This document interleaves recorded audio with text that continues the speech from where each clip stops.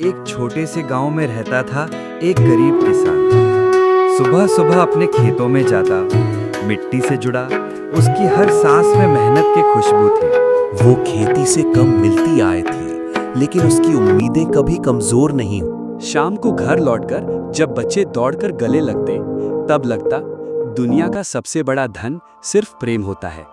एक दिन जंगल की ओर गया, कुछ लकड़ियां काटने, पर उसे क्या पता था उस दिन उसकी जिंदगी बदलने वाली है। जंगल के बीच एक चमक रहा था कुछ, एक अनोखा सा नूर, जैसे कोई दौलत जमीन से पुकार रही हो।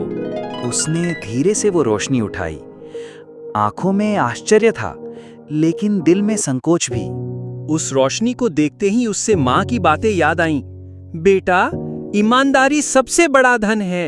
एक समय था जब माँ ने कहा था, जिंदगी में कभी किसी का हक मत छीनना, अपना सच कभी ना खोना।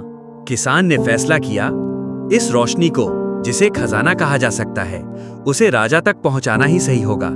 पेड़ों के बीच से राजमहल की चोटी दिखाई दी। एक आम आदमी का कदम अब इतिहास लिखने जा रहा था।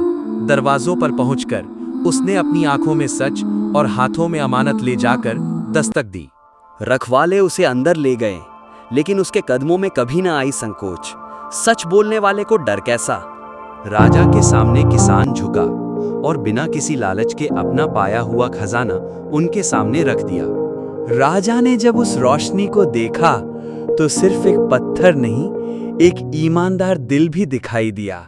किसान ने सब कुछ सच सच कह दिया, ना बढ़ावा ना गुमान, सिर्फ एक सच्चा इंसान जो सही का साथी था।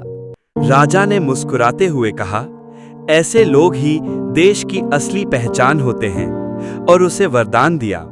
उसे दिया गया सोना, अनाज और 2 मजबूत बैल, जो ईमानदारी से कमाया न था, पर ईमानदारी के बदले मिला। गांव के लोग उसका स्वागत कर रहे थे, फूल बरसा रहे थे। एक आम आदमी अब सबके लिए मिसाल बन गया था। घर लौटकर उसने अपने बच्चों को गले लगाया। आंखों में आंसू थे, लेकिन दिल में शांति थी।